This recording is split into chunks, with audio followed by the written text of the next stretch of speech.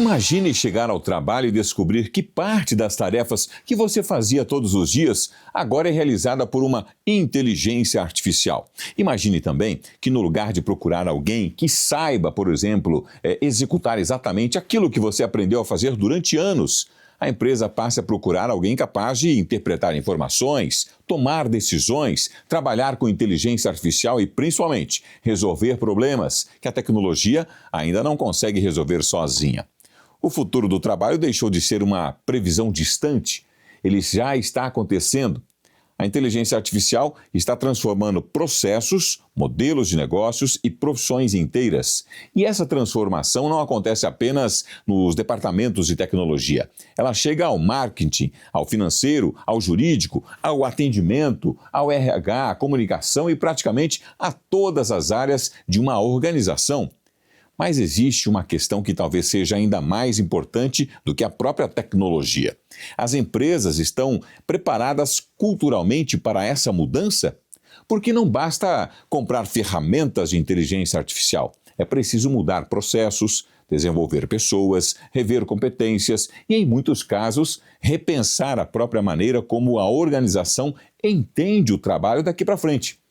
O Fórum Econômico Mundial estima que, até 2030, cerca de 39% das competências atualmente utilizadas pelos trabalhadores deverão ser transformadas ou ficar desatualizadas.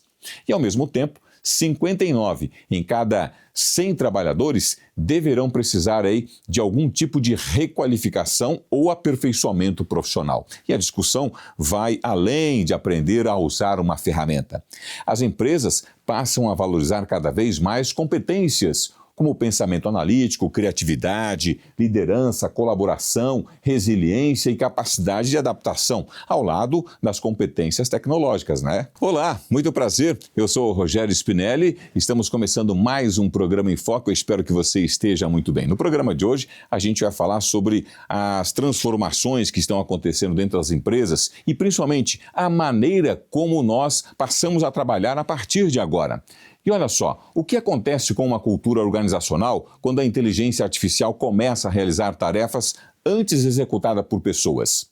Quais profissões estão mais expostas? Que novas competências serão necessárias? O chefe, por exemplo, vai desaparecer? Para muitos gostariam que sim, não é? O profissional que não souber trabalhar com o IA ficará para trás? E talvez a pergunta mais importante: como preservar aquilo que continua essencialmente humano em uma empresa cada vez mais tecnológica? E para conversar sobre esse cenário, recebemos no programa de hoje o Adeildo Nascimento, especialista em cultura organizacional e fundador da Dell Consultoria. Não perca, é no próximo bloco que nós vamos conversar com ele e trazer mais detalhes a respeito desse assunto. E antes de falar sobre cultura, precisamos entender a dimensão da transformação que está acontecendo no mercado de trabalho. A inteligência artificial não está apenas criando novas ferramentas, ela está alterando tarefas, funções e as competências que as empresas procuram. E a nossa equipe preparou uma reportagem especial sobre o tema. Vamos ver. A forma como trabalhamos está mudando. Inteligência artificial, automação, novas gerações, trabalho híbrido e mudanças no comportamento dos consumidores estão transformando empresas em todo o mundo. Segundo o Fórum Econômico Mundial, cerca de 22% dos empregos atuais passarão por algum tipo de transformação até 2030. Ao mesmo tempo em que algumas funções desaparecem, milhões de novas oportunidades devem surgir, exigindo profissionais cada vez mais preparados para aprender continuamente. Estamos na era da inteligência artificial. Eu digo que esse movimento é irreversível, mas eu gosto de fazer um alerta. Eu preciso dizer para todo mundo que, além da inteligência artificial, nós precisamos passar a pensar e a contemplar o que eu chamo de inteligência humana. As empresas contratam muito pelas chamadas competências técnicas, as hard skills, mas elas demitem pelas chamadas soft skills. Então, as competências pessoais, as competências emocionais, daqui para frente vão ser supervalorizadas. Foi justamente para discutir essas transformações que 29 executivos, professores, pesquisadores e especialistas em gestão de pessoas participaram da construção do livro Futuro do Trabalho. A obra reúne diferentes visões sobre temas que já fazem parte da rotina das organizações, como inteligência artificial, liderança humanizada, diversidade, desenvolvimento de talentos, cultura organizacional e uso de dados na tomada de decisões. O mercado de trabalho passa por transformações cada vez mais rápidas e exige profissionais cada vez mais capacitados. O objetivo dessa obra é exatamente esse: reunir conhecimentos de diferentes segmentos, auxiliando empresas e líderes a como enxergar esse novo mercado.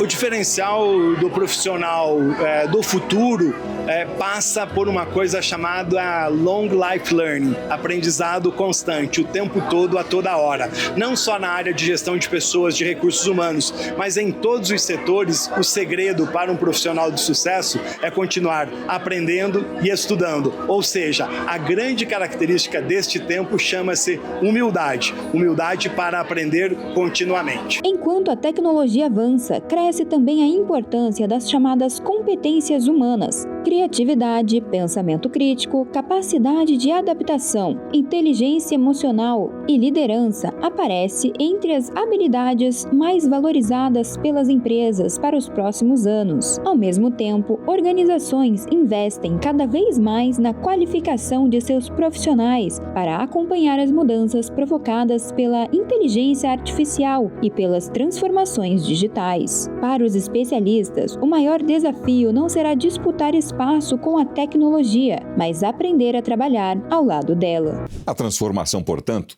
não é simplesmente tecnológica, não é mesmo? Ela é também humana e organizacional. E é justamente aí que entra a cultura de uma empresa. Mas vamos mudar um pouco de assunto aqui no programa Em Foco de hoje, porque nós contamos com parceiros que acreditam na força da informação e ajudam a construir esse projeto aqui e levar informação de qualidade para todos.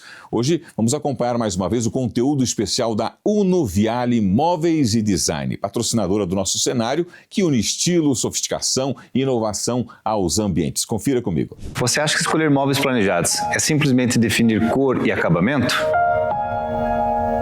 Na Unuviale, nós acreditamos que um projeto começa muito antes disso. Ele vai no entendimento de cada pessoa, a vivência daquele ambiente. O nosso trabalho é fazer uma curadoria completa. Nós analisamos seu estilo de vida, sua rotina, suas necessidades e cada detalhe do espaço para criar um projeto planejado, que seja bonito, funcional e atemporal. Aqui você não recebe apenas um orçamento, você recebe orientação, experiência e acompanhamento em todas as etapas, desde a escolha dos materiais, acabamentos e ferragens, até os detalhes que fazem toda a diferença no resultado final. É essa curadoria que transforma um móvel planejado em um ambiente pensado exclusivamente para você.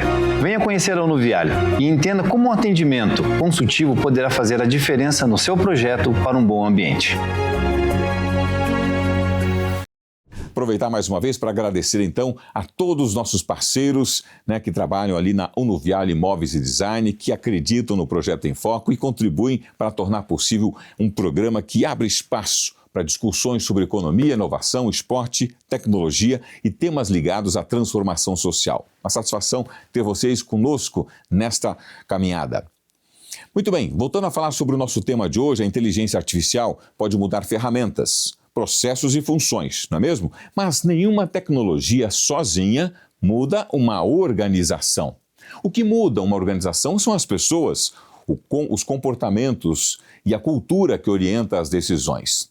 Portanto, no próximo bloco, nós vamos entender o que acontece quando a inteligência artificial entra em uma empresa que ainda trabalha com modelos de gestão criados para outra época. Portanto, não sai daí não, o Em Foco volta já.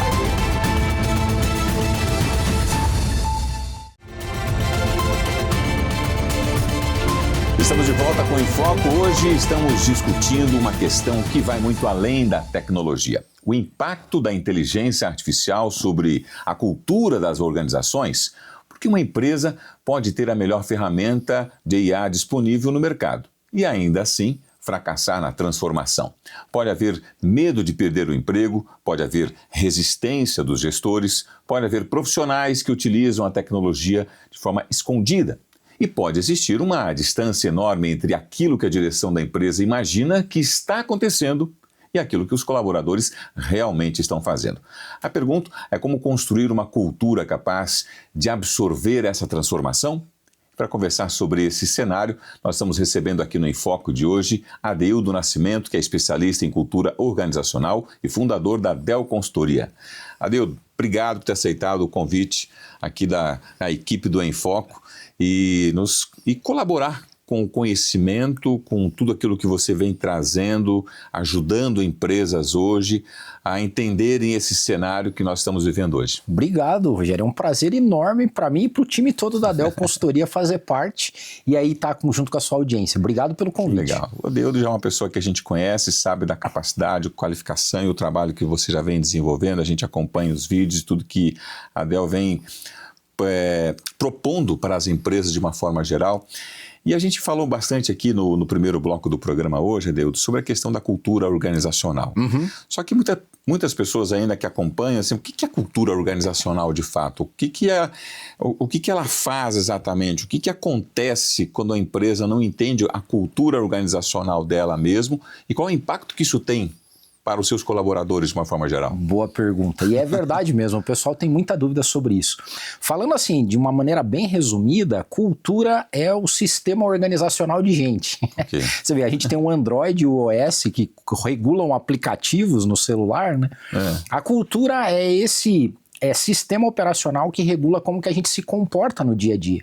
Então, toda organização, de uma forma ou outra, ela se comporta de um jeito que ela recebeu, né, através de reforços ao longo do tempo. Então você pode às vezes chegar numa padaria e ver que o ambiente daquela padaria é diferente da outra. As duas vendem Sem pão, dúvida. mas tem um jeito interno que as coisas se processam. Esse jeito interno é a cultura.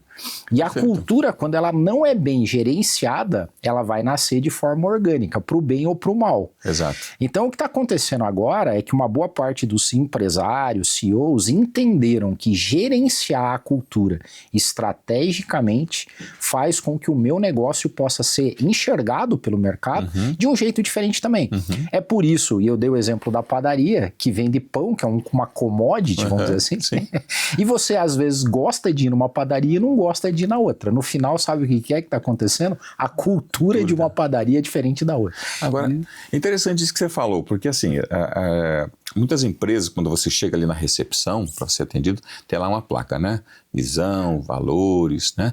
A questão da ética, o que está inserido no papel, na parede daquela empresa, muitas vezes isso interfere isso vem da cultura que foi pré-estabelecida de forma orgânica, ou que ela quis estruturar essa cultura, mas ela não consegue replicar com seus colaboradores. É muito bom esse ponto, porque na verdade o que aconteceu no mercado é o que a gente chama de humanização.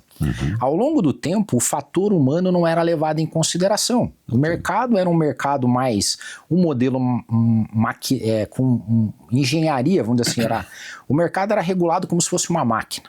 O modelo taylorista e fordista, ao longo do tempo, foi essa lógica e essa analogia que a gente fazia. O mundo é uma máquina, o negócio é uma máquina. Ao longo do tempo, todo mundo construiu sua máquina. E o diferencial começou a ser as pessoas operando essa máquina. E esses primeiros movimentos foram esses. Qual que é a nossa missão? Qual que é a nossa visão e quais são os nossos valores. Então foi primeiro num statement, né? Eu vou dizer o que eu quero. Ao longo do tempo a gente começou a ver que aquilo que eu digo nem sempre é a realidade no dia a dia da operação. Mas tudo bem, é uma evolução de mercado. Então hoje, é claro, é bom que um empresário tenha claro qual que é a sua missão, sua visão e os seus valores. O modelo cultural vem para garantir que aquilo que você colocou na placa, né, no dizer, lá na recepção, é realidade no dia a dia. Se você coloca que você tem foco no cliente, por exemplo, ele vai começar a testar se isso é verdade. Se você coloca que você é inovador, né, o cliente vai começar, vamos ver se isso é verdade mesmo. E aí a cultura opera. Eu lembro de um vídeo que eu assisti uma vez, uma entrevista do Abílio Diniz, né, que era do grupo Pão de Açúcar e tal, e antes dele falecer, e ele falava muito sobre, olha, hoje nós não contratamos ninguém mais que não tem a mesma cultura ou os valores da nossa empresa. Porque isso interfere muito na conduta e até mesmo no processo de construção, de que as coisas de fato vão acontecer, porque pode repercutir de forma negativa também, quando esse colaborador não consegue absorver aquilo que o empresário está querendo passar. Isso.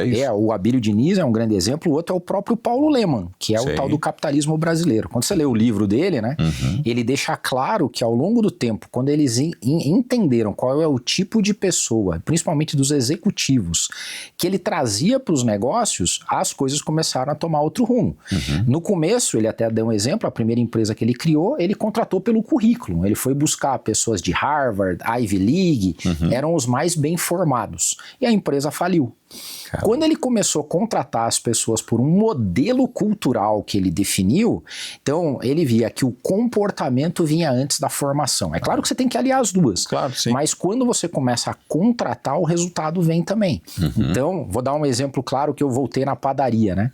Por que você tem uma padaria que é melhor que a outra? Porque às vezes um dono de padaria contratou as pessoas que têm prazer em servir as outras. Prazer em servir é um traço cultural, não é um traço de competência. Tem pessoas que têm um traço cultural que tem prazer em servir as outras, outras não. Então, se você contrata com esse traço cultural, o teu negócio tem mais chance de prosperar num movimento onde é commodity, onde todo mundo está fazendo a mesma coisa, né? Então, a cultura vira um diferencial. E isso, na hora de contratar, então, se torna um desafio para que esse empresário acerte mais do que erre, né? Agora nós temos a interferência da própria inteligência artificial. Como é que uma empresa adota inteligência artificial, mas mantém aquela cultura baseada no controle e as pessoas acabam tendo medo de errar? Então, coloque aí mais um gasolina nesse fogo, né? Porque a gente já estava com um movimento... Vai incendiar mesmo. Total. A gente já estava com um movimento de trabalho, do mundo do trabalho, que já estava sendo desafiado por todas essas questões que a gente está vendo. Mídia social, entropia social, mercado, geopolítica, economia. E no meio desse cenário todo surge a inteligência artificial, que vem para, na minha visão, tornar todo mundo médio, Rogério. A IA vai transformar todo o mercado numa mediocridade. Porque o que acontece? Né? Total. Se você pega quem era ruim no mercado, então imagine que você está num ambiente competitivo. Os teus concorrentes eram piores que você. Com a IA, eles vão chegar perto de você mesmo não tendo a competência necessária. Então, mais uma razão hoje de que num mundo onde a IA vai mediocrizar, e isso é o que nós estamos vendo, a cultura vai ser mais uma vez um diferencial competitivo. Porque num mundo de iguais, cada vez mais ficando iguais, o diferencial, o distintivo acaba sendo o como a gente faz as coisas no fator humano. E aí a IA não chega, né? O grande ponto que você falou é que hoje a dificuldade dos empresários é como que eu coloco a IA no meu modelo de trabalho sem gerar todos esses problemas que você falou, né? Medo das pessoas. Isso acontece muito. Isso vai muito do perfil de liderança também. Né? Interfere no processo daquele líder que ele só consegue agir dessa forma controlando, senão parece que ele não tem o domínio do que está acontecendo. E o funcionário ele percebe isso, só que daí por outro lado vem a interferência da inteligência artificial, que você consegue organizar melhor alguns processos e não depende tanto mais desse pessoal. Estabelecer um processo, o próprio sistema já vai dizer como vai ser feito e quem está fazendo ou não também, né? Você tocou no ponto crucial, assim, todos os encontros, SXSW, Fórum Econômico do Trabalho, todas as pesquisas das grandes consultorias hoje têm apontado que o maior risco da implementação da inteligência artificial hoje está na média gerência, porque é o que você falou. Qual que é o papel de um gestor médio hoje? Organizar atividades. É distribuir tarefa, acompanhar se elas estão sendo feitas, cobrar resultado. Um agente de IA faz isso com maestria e não tem medo, ambição, não tem problema de acordar cedo, chegar mais tarde, não tem filho para cuidar. Então, tem uma média gerência que o mercado diz que está derretendo por conta da IA. Só que, se a gente não olhar para isso, antever essas questões e tratar delas antes, a gente corre um risco importantíssimo, o CEO e o empresário. Porque a linha de baixo dele vai usar a IA. O grande ponto é que os colaboradores hoje já estão usando a IA, saiba o dono, ou queira o dono, não, ou não. eles vão usar. Vai usar. Então, se eu não regulo isso e coloco isso de maneira estratégica, eu corro o risco de perder dados na minha empresa, não usar a IA do mesmo jeito, gerar o medo das pessoas de que se elas usarem a IA, elas vão ser desligadas. Então, a gente está no meio desse caldeirão aí. Então, vale muito tratar do tema. Eu até me passaram aqui para falar sobre essa questão da uma frase que você usa bastante. Quantas pessoas respondem para você? Essa pergunta está ficando velha. O que está mudando hoje na ideia dessa tradição, dessa nova liderança? Que você percebe assim que está com mais evidência? Porque a gente, por exemplo, nós estamos mais ou menos numa faixa etária de idade. Né? A gente percebe que é uma faixa ainda que conseguiu viver essas mudanças de gerações aí de forma muito firme e consistente, né? Mas que mudou rapidamente agora. A gente percebe que está vindo um novo processo. O que significa de fato isso? Sobre quantas pessoas respondem de fato para você? O que está acontecendo com as pessoas hoje que não sabem de fato fazer isso dentro da sua empresa? Porque eu acho que isso interfere até mesmo no processo de entendimento interno.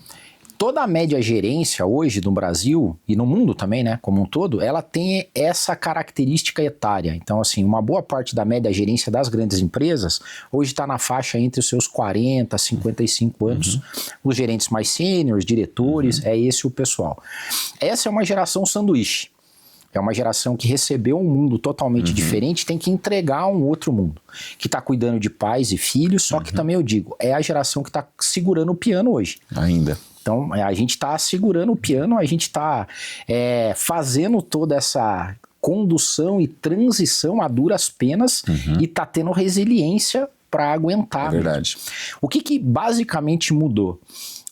Todo aquele arcabouço de recompensa e reconhecimento que nós fomos ensinados, que basicamente a nossa geração acreditou que se eu fizesse o meu trabalho direito, eu ia ter poder, fama e dinheiro. Não é isso que a gente buscou. Então, assim, tinha uma cultura de herói. Quem aparecia na capa da Você S.A.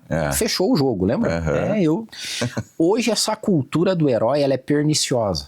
Porque com o advento da IA, da era da colaboração, o que mais importa não é o herói, é o time. É um trabalho que é sociocrático, é construído em time. E por mais que eu e você sejamos extremamente inteligentes e bons naquilo que a gente não consegue ser melhor que o mundo todo. E o mundo todo está no celular. Está no celular. O mundo todo está na IA. Então, aquilo que levou a gente os nossos objetivos de carreira, que era poder, fama e dinheiro através da cultura do herói, hoje nós temos que conquistar isso através da construção de uma cultura e de um time que vai fazer isso por nós. Então, é uma mudança total do papel do gerente, do papel do diretor. Então nós estamos sendo pressionados para isso aí. E a gente vai continuar esse papo, Adeudo, para entender para onde está indo essa liderança, o que vai acontecer com as próximas gerações, o que precisa ser feito e quais as adaptações, na verdade, que essas empresas precisam fazer, se elas de fato estão fazendo essa mudança a tempo dessa velocidade que as coisas estão acontecendo em função da inteligência artificial. Bem, como a gente está falando aqui, né? A chegada da inteligência artificial está obrigando empresas a repensarem não apenas os seus sistemas, mas também a maneira como lideram, desenvolvem e avaliam os seus profissionais. Mas existe uma pergunta que preocupa milhões de trabalhadores. Quais profissões vão sobreviver a toda essa mudança? No próximo bloco, vamos falar justamente sobre as novas competências do mercado de trabalho. O Enfoque volta já.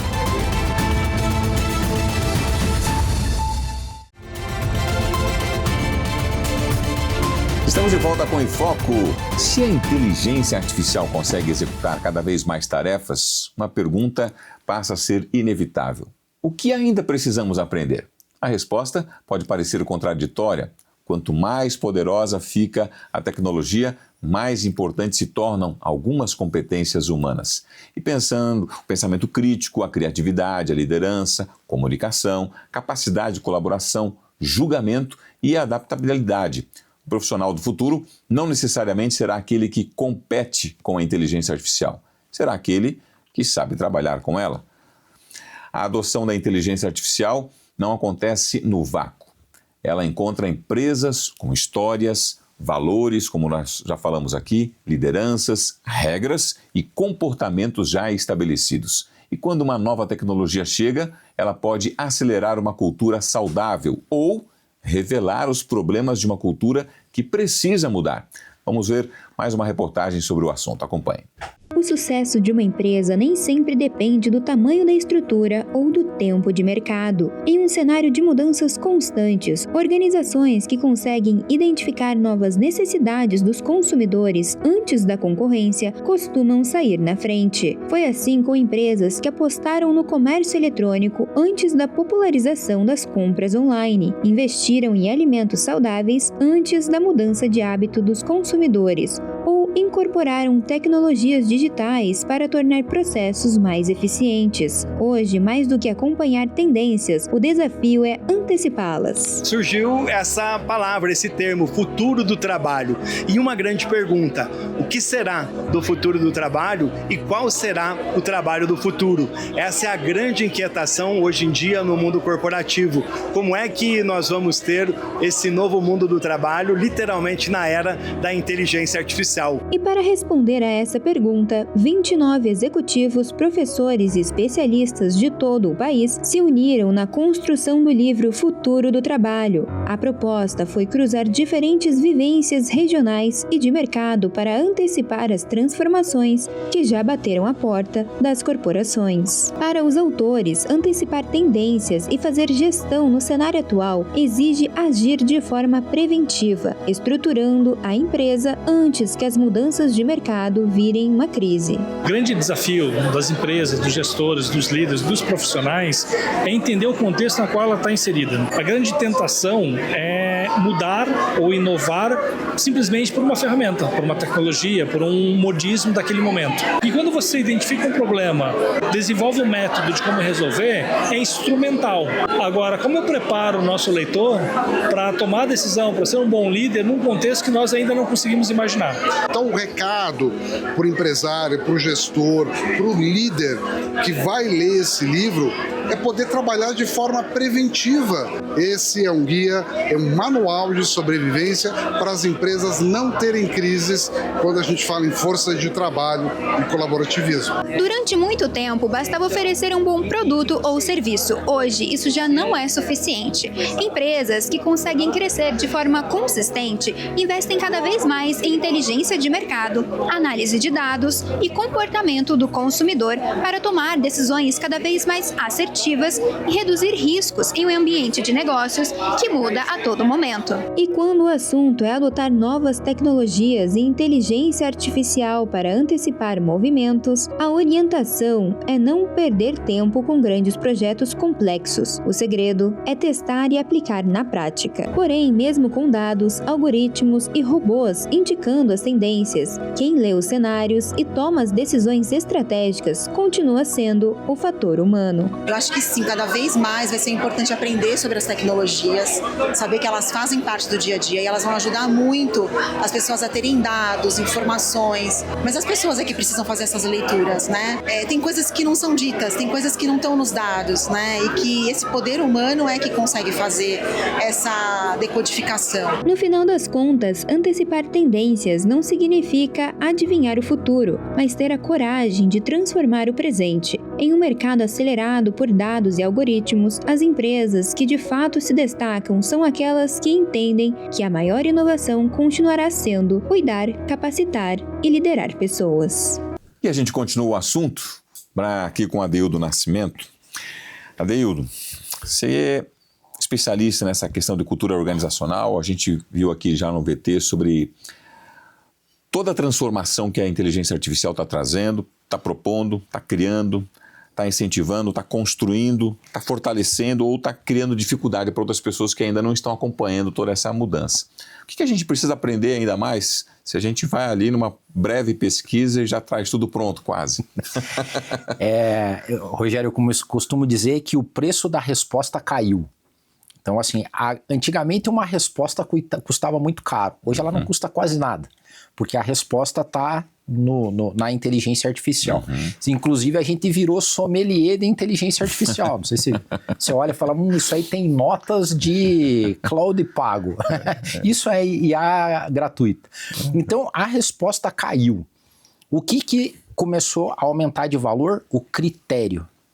Então, critério dentro de uma organização passa pela questão da cultura organizacional, ou seja, como que eu vou aplicar a resposta que eu tenho com o meu critério cultural de atendimento ao cliente, de conquista de mercado, de desenvolvimento e inovação.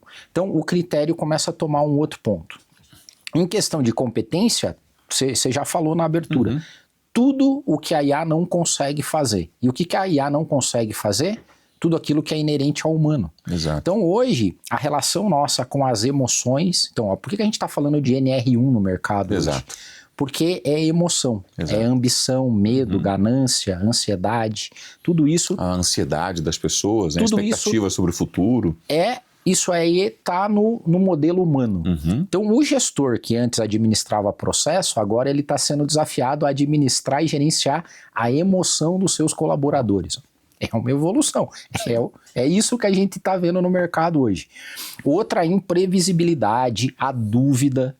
Tudo que a IA não opera, e é onde a gente é caracteristicamente humano, a dúvida, a imprevisibilidade, o espanto, o critério, o cuidado, a compaixão, tudo isso está no ambiente da cultura e é onde os profissionais podem se diferenciar hoje. Então a gente vê assim, por exemplo, você lida com grandes empresas, né? Então a gente fala assim, o que pode ser chamado de uma grande empresa? Funcionários aí a partir de uma empresa com 200 colaboradores, 1.000 colaboradores, 25.000 colaboradores ou 30, como a gente vê, grandes corporações aí.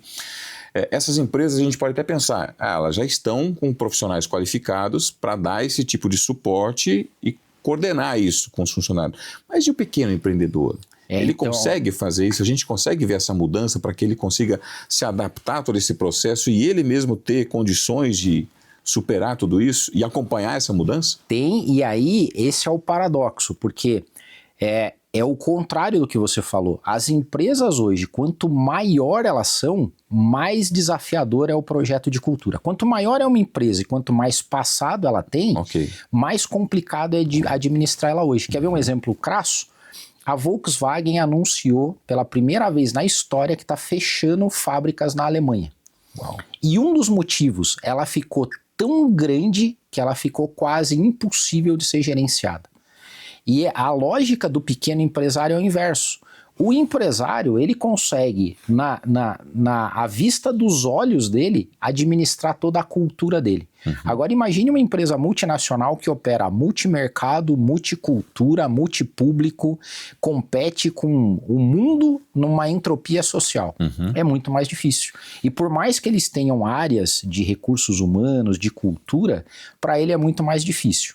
A gente, na Dell, a gente tem formado CEOs e empresários para administrarem suas culturas. Entendeu? Então, quando eu sou pequeno, quando que eu tenho que cuidar de cultura? Quanto menor você é, mais fácil e mais premente é.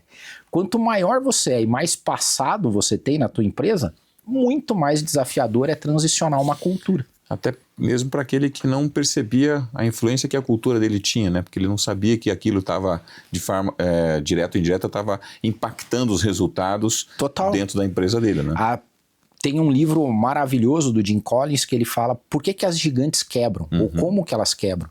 E uma boa parte dos motivos de quebra de empresas grandes que dominavam o mercado da nossa época é a questão cultural.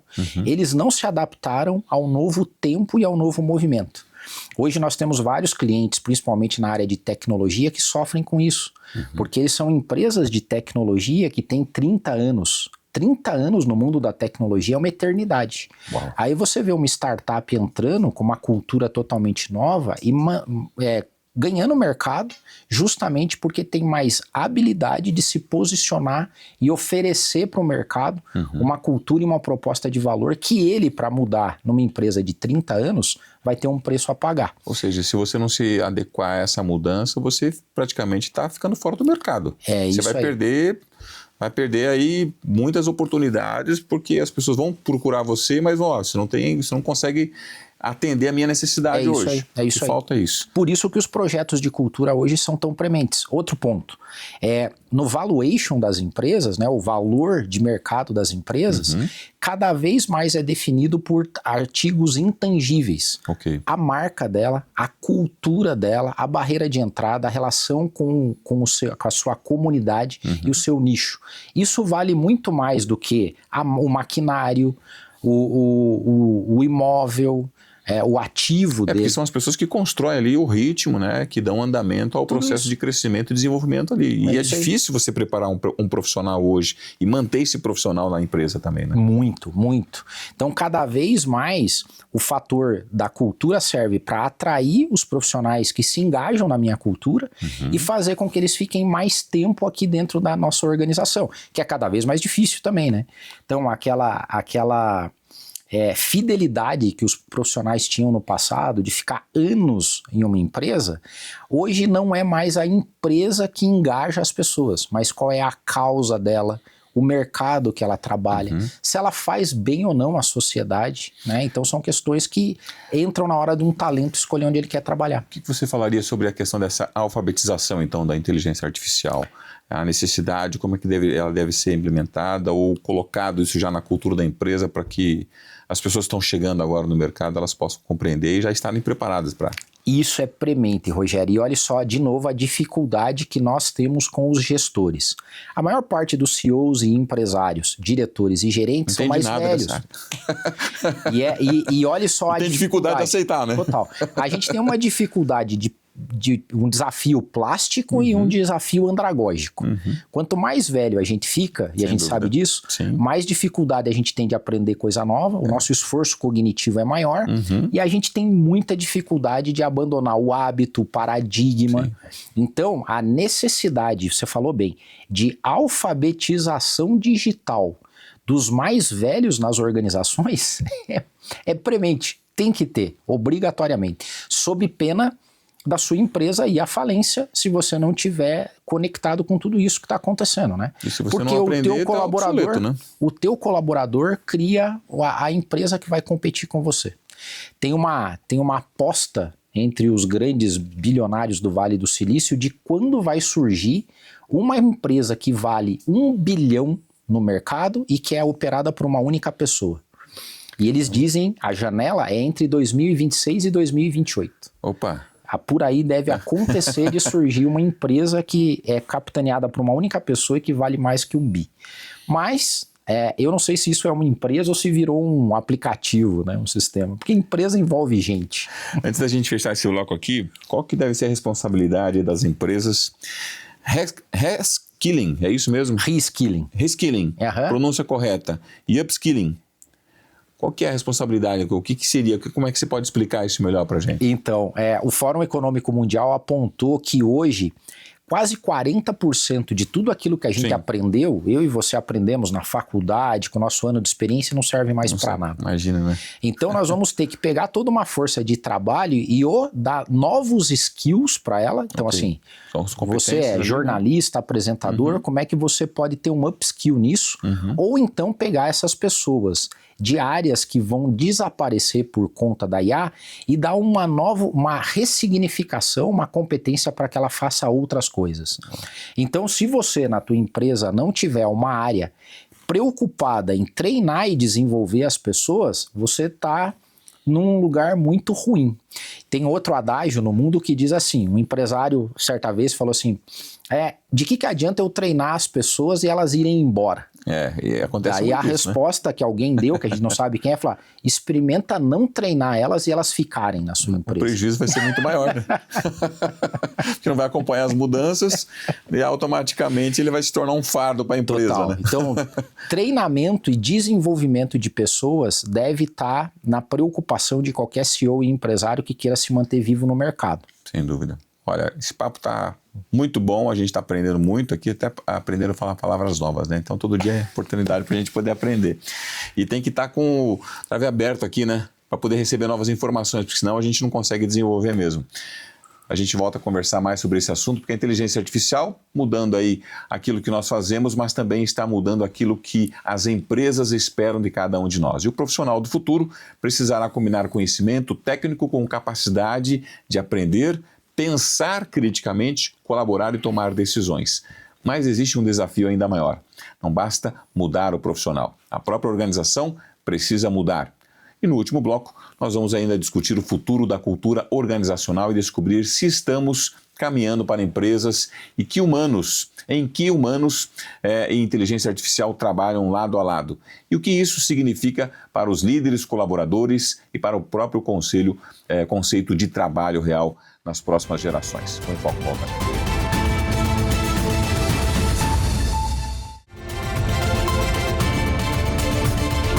Estamos de volta com o programa Em Foco. Hoje falando sobre as transformações, a cultura organizacional, o que as empresas vão fazer nas próximas gerações ou como é que elas estão se preparando de fato para se adaptar a essas mudanças e transformações com uma velocidade anos-luz aí, né? Total. Muito rápida, né? E quem não acompanha vai ficar fora do mercado mesmo. Agora, Adildo, você como um gestor também, uma empresa que presta assessoria para abrir os olhos desses empresários para que essas empresas não cometam os mesmos erros que vinham cometendo antes. O que é mais difícil hoje?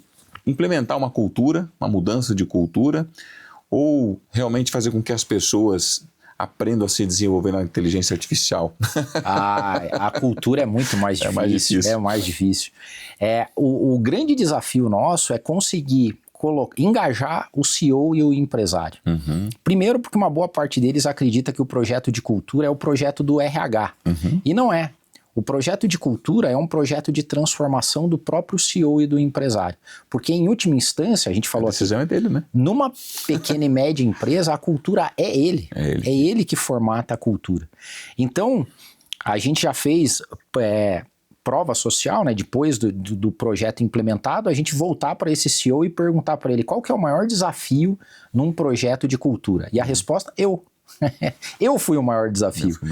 Porque eu construí uma empresa num mundo que não existe mais. Uhum. Eu gerenciei e contratei pessoas para administrar uma empresa de um mundo que não existe mais. Uhum. Então nós temos que adaptar essa empresa para esse novo mundo, novo mercado, nova geração, nova tecnologia. Então o desafio é ele. O desafio do treinamento, que é explicar como as coisas vão ser feitas, esse aí é mais simples. Agora, o porquê as coisas, você entender e internalizar o porquê que você tem que mudar, aí essa é mais complicada. E qual que é a maior dificuldade que as empresas têm na implementação da inteligência artificial ali? Como você chega na empresa para poder e você percebe lá os gaps, as falhas, a dificuldade ou os erros que eles cometeram no início dessa implementação? A inteligência artificial é muito novo ainda. Ela ainda está chegando e é agora que a gente está começando a ver o efeito dela na cultura. Uhum. E basicamente, se você tiver uma cultura ruim na sua empresa, a IA não vai ajudar. Ela só vai amplificar a cultura que já tem. Isso é um perigo. Então, normalmente, o que a gente tem recomendado para os nossos clientes é que antes de você falar de implementação massiva da IA na tua empresa, ajuste primeiro a casa. Porque se a tua casa estiver em desordem, a IA vai só colocar mais desordem. Então, em empresas que já têm a cultura forte e consolidada, ainda tem desafio extra da implementação da IA. Imagine onde está desorganizado, Rogério. Então, passa primeiro pela organização da governança dessa empresa, uma cultura forte, uma construção do time em torno de um projeto e um propósito comum, para depois a aplicação da IA. O grande ponto é que a IA entra pelas janelas, como a gente falou, né? Das pessoas usando. Agora a gente, quando vai para um gestor, o gestor não quer ter gasto, né? Ele vai ter o investimento dele, ele quer ter investimento, mas quanto menos colaborador ou custo com um profissional ele tiver, para ele, de uma forma geral, seria melhor, né? Teoricamente, parece que... E a gente percebe que é uma tendência quase que natural. Com a entrada da inteligência artificial, como já foi falado aí, muitas funções deixarão de existir, né? E ela vai cobrir um eixo maior de funções antes exercidas por 3, 4, 5 funcionários, né? Como é que a gente leva isso para tirar a ansiedade das pessoas e também do próprio gestor? Mas a minha visão é que esse é um tiro no pé. O gestor que está olhando a IA só com uma visão utilitarista de eu vou colocar a IA e vou demitir a pessoa que fazia, ele está resolvendo o curto prazo dele e criando um problema absurdo no médio e no longo prazo. Sabe por quê? Todo mundo vai fazer isso. E aí você gera a mediocridade. Então, o gestor que entende que ele tem que colocar a IA para substituir aquilo que o humano seria, o humano não pode fazer. Porque os cargos intermediários, não?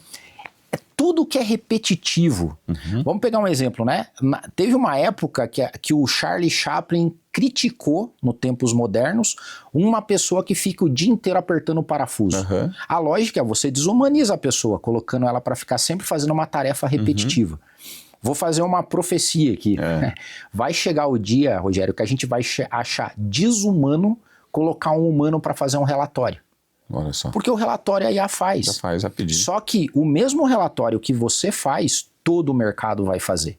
E se você demite a pessoa e não aproveita o potencial dela, só por uma questão técnica, muitas vezes, né? Você vai comprometer o teu médio e longo prazo se você jogar para fora capital intelectual, que a gente diz.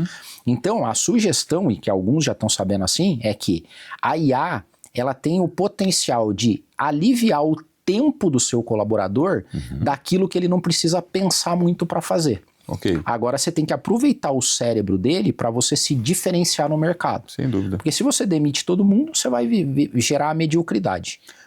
E a questão, quando a tua empresa hoje entra, é para fazer esse diagnóstico, na verdade, auxiliando para que não haja esse tipo de erro durante o processo de desenvolvimento ou de transformação ou de mudança que está acontecendo nessa empresa. É isso aí. Você não consegue desenvolver uma cultura se você não tiver clareza de onde você está e qual é o preço que você tem que pagar para ir para o outro local. Então, no nosso método, a gente usa 3 etapas. Primeiro, diagnosticar a tua cultura profundamente para você entender como que você opera hoje. Depois, me diz aonde você quer chegar. E aí a gente discute isso junto com o empresário. Aonde você quer estar no mercado? A gente briga, que liga que você quer jogar, né? E aí, depois disso, a gente calcula o trabalho para sair do ponto 1 e ir para o ponto 2. E aí, essa fase de transformação cultural, isso leva anos. Dependendo do tamanho da empresa e do passado que ela tem, é um projeto continuado de algum tempo. É médio e longo prazo para fazer. Agora, preocupa você, por exemplo, essa nova geração que não passa pelo mesmo sistema de aprendizado que nós tivemos antigamente, questão técnica, teórica, para depois você exercer e começar aquela função, porque praticamente vai quase que tudo pronto, né? E aí você não passa por essas etapas, isso dificulta o aprendizado, a permanência dessa pessoa na empresa, no desenvolvimento dela? Tem novos estudos nesse campo de trabalho que é de psicologia social aplicada ao trabalho, que é essa nova geração, ela não é tão profunda quanto a nossa foi. Não tem um senso crítico. Só que tem uma outra parte que eles conseguem ser extremamente inovadores e rápidos com o pouco conhecimento que tem. Agilidade também, né? Porque eles conseguem, num curto espaço de tempo, reunir informações de várias áreas do conhecimento humano e produzir alguma coisa que gere lucro. E às vezes a gente se ressente disso. Então a gente encontra às vezes vários CEOs e empresários que são ressentidos, que são super inteligentes, entendem de tudo, mas tem alguns meninos mais empreendedores que às vezes não conhecem o mesmo tanto que eles, mas conseguem aplicar isso de uma maneira muito rápida e prática. A minha visão, Rogério, é que a gente vai ter que viver com esse novo mundo. Não dá para você descartar. Você tem que usar a sabedoria de quem construiu o negócio, mas tem que usar a agilidade, às vezes superficial, de quem entrou novo no mercado e está conseguindo fazer as coisas acontecerem, né? Não dá para ter preconceito, né? Senão você vai... Agora, como você pode alinhar, então, hoje a empresa compreender, não tem interferência da inteligência artificial no seu propósito, no propósito dessa empresa? Porque muitas vezes isso confunde um pouco também, né? Total. Perde um pouco o efeito do tempo de fazer as coisas, da qualidade do que fazer as coisas, da permanência das pessoas que fazem parte da tua empresa, com o propósito real da tua empresa. Então, tem essa dificuldade? Como é que você vê? Esse seria um desafio que você tem hoje, as pessoas que trabalham nesse ramo hoje, para poder identificar isso, ajudar o empresário a identificar isso? Isso é tão desafiador que foi o propósito e o objetivo da última encíclica do Papa. O Papa publicou uma encíclica falando sobre o mundo na perspectiva da inteligência artificial. E ele foi muito feliz, porque uma das coisas que ele falou é que se nós delegarmos para a IA o poder de critério e decisão, essa empresa não tem uma cultura humana mais. Ela perdeu a cultura humana. Então, por isso que nós temos que usar a IA para fazer tudo aquilo que nos desumaniza de uma forma repetitiva e que não gera sentido e significado, mas jamais uma empresa pode delegar para a IA critério, decisão e julgamento. Se ela fizer isso, a cultura deixou de ser humana e passou a ser uma cultura tecnológica, robótica e algorítmica. Legal.